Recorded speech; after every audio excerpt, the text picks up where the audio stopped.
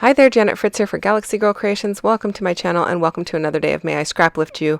Today I chose to scraplift Mel Davis, and her Instagram handle is meldavis_NZ, and I really loved this layout. I like the grid pattern that she's got going, or the modified grid there on an angle.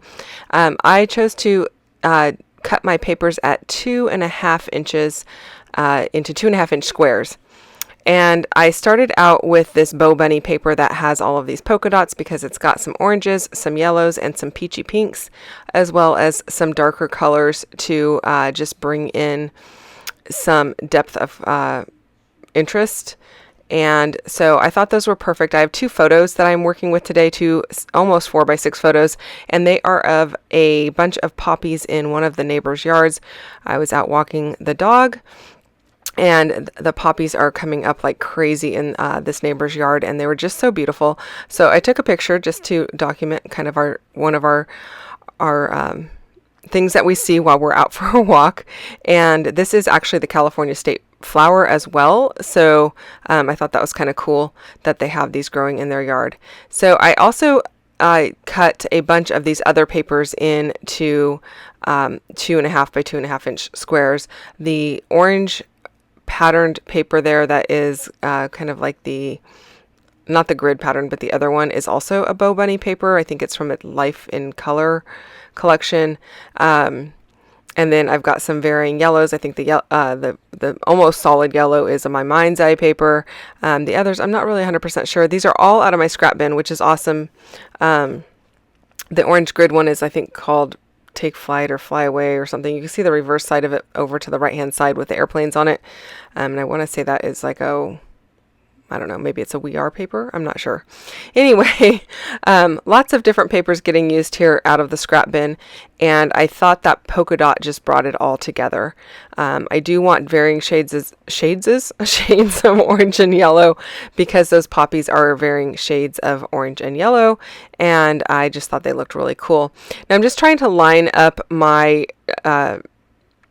squares that are on the angle there, so all of the tips of the bottom ones kind of align, and hopefully that gives me a good kind of a good level to start with, and then I can kind of start building on top of that. I am going to also do some stitching. You don't get to see that on camera. I just don't have my machine set up that way, and the stitching is going to go from corner to corner across all of the pieces, both vertically and horizontally. And I'm going to use some gold thread. So you're going to see that I am using some Nuvo Deluxe adhesive to go ahead and adhere these.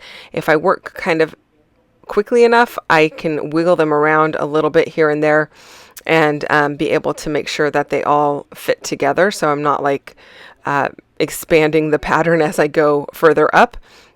And I am inking everything with a little bit of Black Set Distress ink, just to add a little bit more interest to the layout. I'm going to leave one of the squares blank there, just because I didn't have more cut, and the photograph is actually going to cover that area. So it's not a big deal.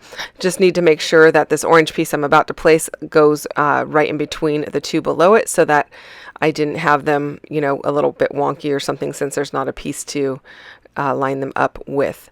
Now it's going to look a little bit off balance because I am going across the top with 3 of the papers, but I'm not going to do the 4th one.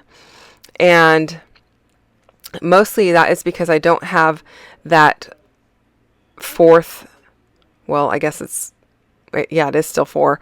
I don't have a 4th paper on the right hand side going off the page, so I didn't want to make that top one go across either. So it looks a little bit different up in that upper left hand corner, like one is sticking out, but it's just really an optical illusion. And I am going to build a cluster up there, so it's not a big deal. So there's all my stitching done. I am going to pull the bobbin thread so that it pulls the top thread through, and then I just kind of use my tweezers to pull the top thread all the way through, and then I adhere it with a little washi tape and trim off the excess. I don't make you sit through all of that.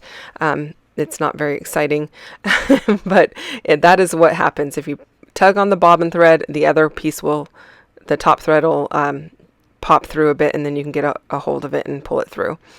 So I'm really liking the way this is coming together. And then I am going with my warm colored Spectrum Sherbet florals from 49 and Market.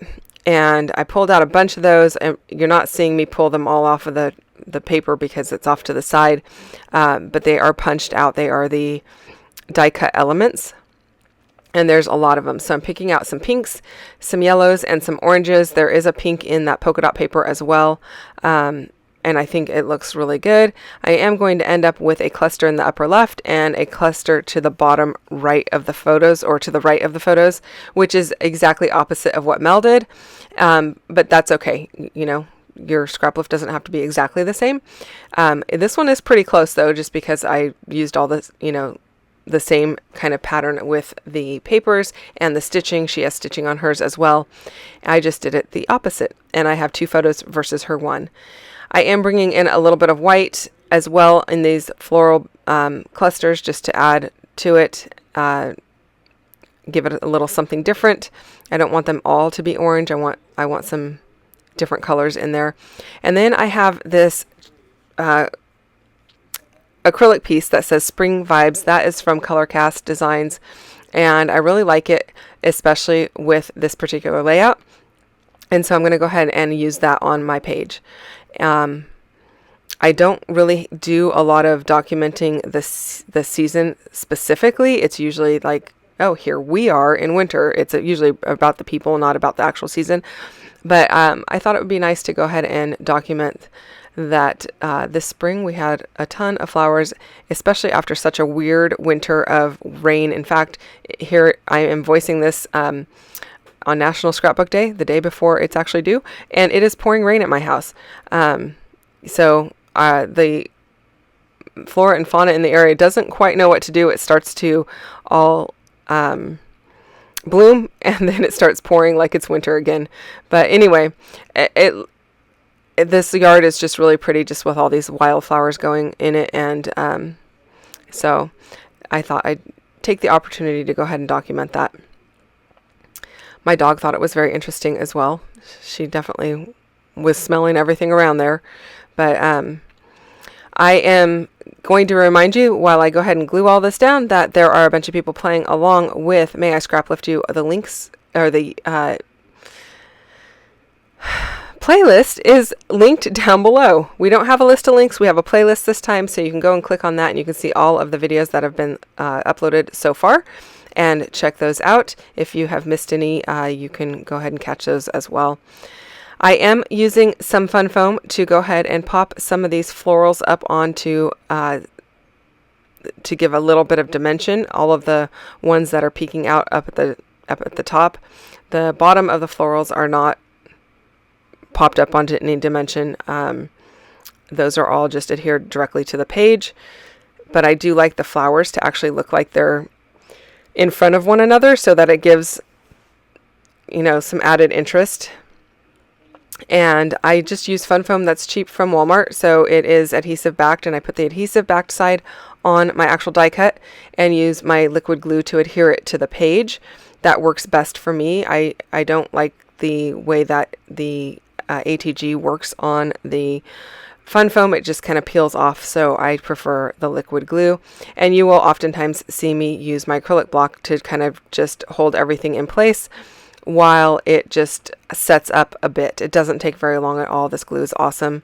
But I don't want things to pop up off the page, so I feel like the acrylic block is just like my third hand. It just holds everything there while I work on something else. Now, I did not take the backer off of this acrylic piece. It is transparent to some extent, and I don't want all of the intersections of all of the paper and the florals below to show through as much, so I left the backing on it, and I just used some liquid glue to adhere it down. And there's that acrylic block coming out. And then I am pulling out a few pieces from this older Felicity Jane collection. I was at a retreat while I was doing this, and one of the gals gave this as a table gift, and so thank you very much for that. I am going to just use a couple of pieces here. One is just a label, and the other is that piece that says joy. And I thought those worked perfectly. They were in just the right color scheme to add to this particular layout and add a little bit of interest. So that made me super happy. And you know, it's always great to get something used that is brand new to me anyway. It wasn't new to Felicity Jane, because they are no longer in business, but definitely new for me. I just added a little gold Heidi Swap color shine, and that is it, you guys. Thanks so much for watching. If you have questions or comments, leave those down below. I'll get back to you as quickly as I can. Hit the thumbs up if you enjoyed this video, and if you're not already subscribed, I would love for you to subscribe to my channel, and I thank you very much for spending time with me today. I really do appreciate it, and I hope that you have a wonderful, or have had a wonderful International Scrapbooking Day weekend. Thanks for watching. I'll see you soon. Bye-bye.